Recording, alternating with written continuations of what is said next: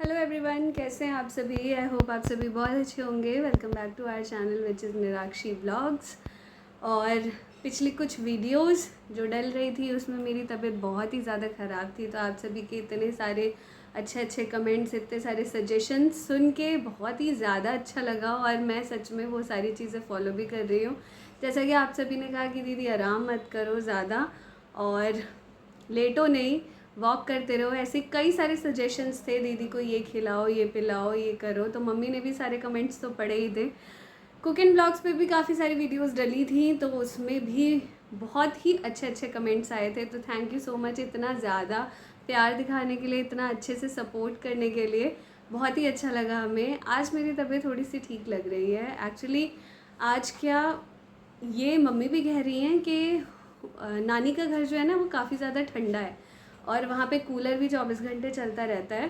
तो इस वजह से भी हो सकता है कि बोन्स में बहुत ज़्यादा पेन हो रहा हो। इस टाइम पे काफ़ी ज़्यादा वीक होते हैं। तो हमारा घर कंपैरेटिवली बहुत गर्म है नानी के घर से। तो आप लगा लो कि यहाँ ये फर्स्ट फ्लोर है, इसके ऊपर कुछ बना हुआ नहीं है, तो ये काफ़ी गर्म रहता है। बाकी आप एसी चला के यहाँ रह सकते हो, विदाउट एसी बिल्कुल भी नहीं रह सकते। अभी मैंने पंखा भी नहीं चला रखा है क्योंकि वीडियो में बहुत ज़्यादा आवाज़ आएगी इस वजह से। तो यहाँ फिर भी ठीक लग रहा है, लेकिन पेल्विक बोन्स में उतना ही ज़्यादा पेन है। लेकिन मैंने वॉक स्टार्ट कर दी है। हीमोग्लोबिन कम है तो ताकत अंदर से नहीं लगती रहती है। यही रीज़न है कि मैं थोड़ा सा कम व्लॉग में भी आ रही हूँ और सब इतना ज़्यादा परेशान भी हैं घर के लोग। तो यही बेसिकली रीज़न है। और कुछ टेस्ट हुए हैं मेरे, कुछ क्या बहुत सारे टेस्ट हुए हैं, तो उसकी रिपोर्ट आज लेने जाना था। और आज क्या हुआ, तो सुबह सुबह मम्मी की भी तबीयत अजीब सी लग रही थी। रात को उन्होंने मेडिसिन खाया था, रात से उनके सर में दर्द हो रहा था और उनको फीवर जैसा लग रहा था, फीवरिश बॉडी हो गई थी, हल्की हल्की वार्म थी। तो इसलिए आज हम नहीं गए हॉस्पिटल। थर्सडे जाएंगे। मंडे और थर्सडे डे है मेरा जहाँ पे चेकअप चल रहा है सफदरजंग में। तो ये दोनों दिन जो हिमेटोलॉजी डिपार्टमेंट है वो खुला रहता है। और होता भी ये है कि 9 से 11 ही आप प्रिस्क्रिप्शन पे जो एंट्री करवाना कहते हैं जिसे, वो करवा सकते हो आप, जो लेटेस्ट जिस दिन आप दिखा रहे हो उस दिन की डेट का। तो आज मैंने सोचा आज की जो वीडियो है वो थोड़ा सा, जो प्रीवियस वीडियोस डल रही थी काफ़ी सारे कमेंट आ रहे थे कि दी अपना अपना रूटीन ये सारी चीज़ें शेयर करो ताकि हमें भी हेल्प मिल सके। जैसा किसी किसी ने बताया कि मैं 7th मंथ में हूँ और मेरा जो बेबी है वो ब्रीच पोजीशन में है। तो मैंने पहले गूगल किया कि वो कौन सा पोजीशन होता है, क्या होता है। तो बहुत सारी चीज़ें हैं कि आप अपनी शेयर करो कि आपने कौन सा टेस्ट कराया, क्या कराया, ताकि हम भी अवेयर हो सके और हमें भी हेल्प मिल सके। तो बिल्कुल मैं जो आज की वीडियो बना रही हूँ वो इसी पे ही कि अभी हुआ क्या, जैसे कि आप किस मंथ में रहोगे तो क्या क्या आप सभी के साथ हो सकता है। 3 महीने का तो मैंने शेयर किया था कि 3 मंथ्स में इतना ज़्यादा कुछ होता नहीं है, वो आप वीडियो देख सकते हो, मैं डिस्क्रिप्शन में डाल दूँगी। और कौन सी मेडिसिन 3 महीने में आपको प्रिस्क्राइब करते हैं डॉक्टर। 4th, 5th और 6th मंथ को हम सेकेंड ट्राइमेस्टर कहते हैं।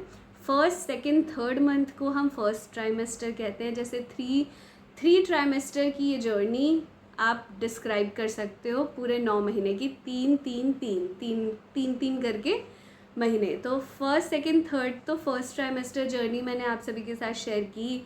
सेकंड में मतलब कि 4th, 5th और 6th में हुआ क्या था कि 4th में तो आप सभी जानते ही हैं कि मैं यहाँ आ गई थी। जैसे ही मेरा 4th महीना स्टार्ट हुआ था वैसे ही मैं यहाँ आ गई थी। तो मम्मी के यहाँ तो काफ़ी ज़्यादा अच्छे से केयर हो रही थी। और 4th, 5th, 6th में आप सभी का जो मेडिसिन है, सबसे पहले इसकी बात कर लेते हैं कि मेडिसिन आप सभी को कौन सी खानी होगी, कौन सा डॉक्टर प्रिस्क्राइब करेगा। तो 4th में क्या, आते ही आपको कैल्शियम ऐड कर दिया जाएगा आपकी डाइट में और कहा भी जाएगा कि दूध 2 टाइम पियो विद प्रोटीन पाउडर मिक्स करके। प्रोटीन पाउडर में आप कोई सा भी प्रोटीन पाउडर ले सकते हो। वैसे डॉक्टर्स मामा प्रोटीन ज़्यादा सजेस्ट करते हैं और वुमेंस हॉर्लिक्स आता है वो सजेस्ट करते हैं, एक प्रो हैंड्स करके आता है वो सजेस्ट करते हैं, और प्रोटीन एक्स भी, वुमेन प्रोटीन एक्स आता है वो सजेस्ट करते हैं। बाकी मैं जो यहाँ पे ले रही हूँ वो स्टार्टिंग से ही वे प्रोटीन ले रही हूँ और साथ ही साथ थोड़ा सा वुमेन हॉर्लिक्स उसमें मिक्स कर लेती हूँ। जैसे वे प्रोटीन का स्कूप काफ़ी बड़ा होता है ताकि प्रोटीन की क्वांटिटी मेरी बॉडी में ज़्यादा रहे, और वुमेन्स हॉर्लिक्स जब डॉक्टर सजेस्ट कर रहे हैं तो 1 चम्मच वो भी डाल ले रही हूँ। तो ये होता है। बाकी साथ ही साथ कैल्शियम ऐड ऑन होता है आपकी डाइट में। कैल्शियम क्योंकि उस टाइम पे अब बोन्स जो होती है बच्चे की वो ज़्यादा स्ट्रॉन्ग होनी शुरू होती है और बननी अच्छे से शुरू होती है। तो कैल्शियम आपको पर डे एक ही गोली खानी होती है। आयरन आपका कॉन्टिन्यूड रहता है।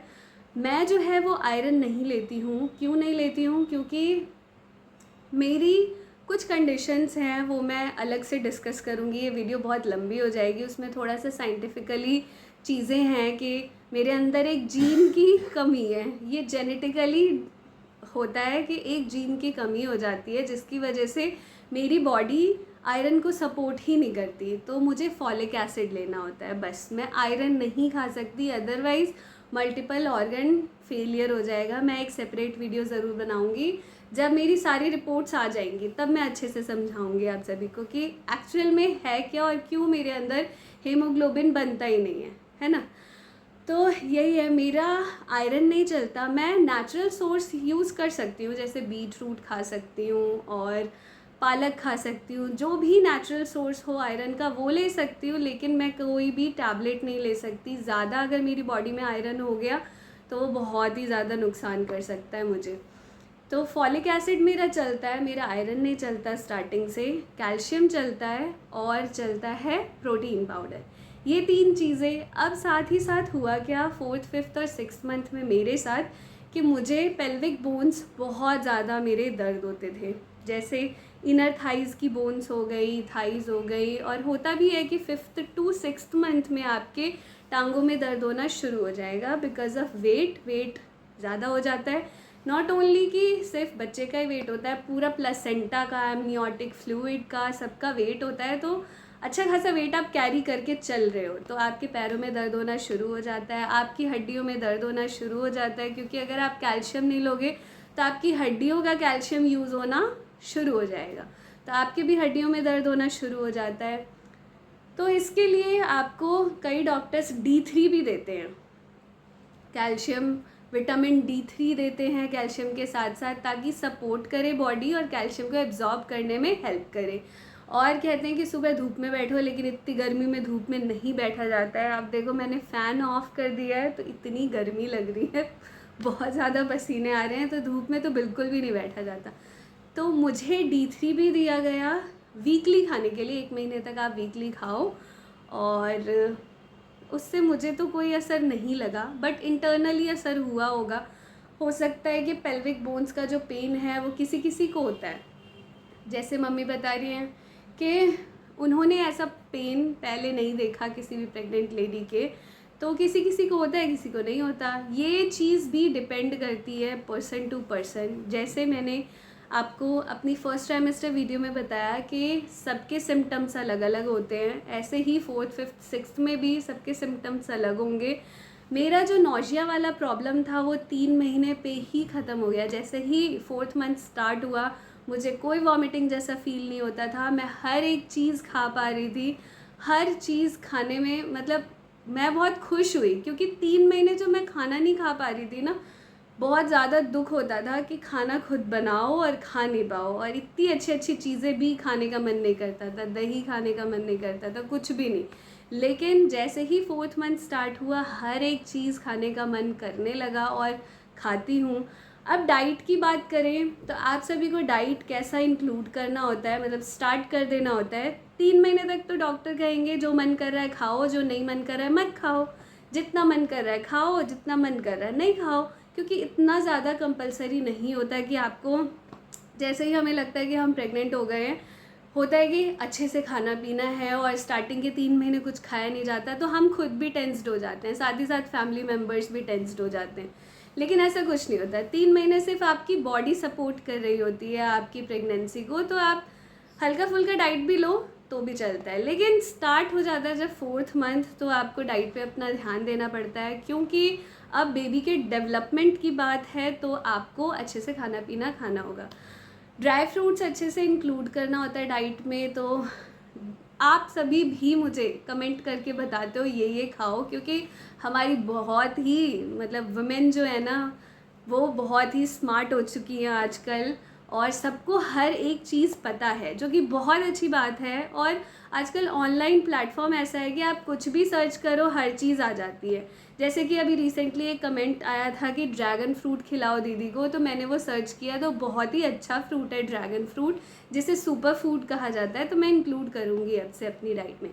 तो डाइट की बात चल रही थी, तो यहाँ पे ड्राई फ्रूट्स इंक्लूड करना पड़ेगा आपको चौथे महीने से। चौथे से क्या, मैं तो फर्स्ट से ही स्टार्ट कर दिया, लेकिन अब कंपलसरी ही खाना पड़ेगा बादाम भिगो के।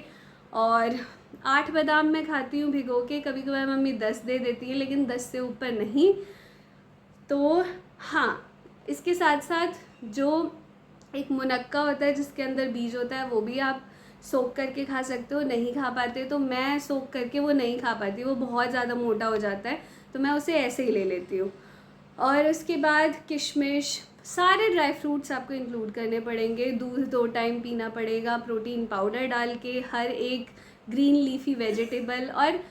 और मतलब कैलोरी और प्रोटीन चार्ट ऐसे रखना है कि ब्रेकफास्ट में एक्सेस आप अच्छे से प्रोटीन कैलोरी सब कुछ खा लो। लंच में हर एक चीज़ खाओ, दही छाछ इंक्लूड करके, क्योंकि उसमें प्रोबायोटिक्स होते हैं, तो आपको वो सारी चीज़ें जो भी खाई है वो पचाने में हेल्प करेगा। शाम में खाओ, ब्रेकफास्ट और लंच के बीच में एक मिड मील लो, जैसे फ्रूट जूस ले सकते हो, फ्रूट खा सकते हो। और साथ ही साथ रात में सबसे बेस्ट चीज़ है, रात में आपको सबसे लाइट खाना खाना है। जैसा कि मेरी डॉक्टर ने मुझे रेकमेंड किया था कि आप खिचड़ी खा सकते हो, दलिया खा सकते हो, सुपर फूड है रात के लिए, ताकि रात में आपका गट पूरा क्लीन रहे, नेक्स्ट मॉर्निंग आप अच्छे से फिर से खा सको। रात में बिल्कुल भी हैवी खाना नहीं खाओ, और रात में दही मत खाओ। लंच में आप खा लो अच्छे से, और लंच और डिनर के बीच में भी जो टाइम मिलता है स्नैक्स टाइम, उसमें हेल्दी चीज़ खाओ। और ऐसा नहीं है कि आप बाहर की चीज़ें नहीं खा सकते हो, खा सकते हो, लेकिन उसे डेली इंक्लूड मत करो, कभी कभार खा लो। डेली तो खैर कोई भी नहीं खाता, लेकिन कभी कभार इंक्लूड कर लो।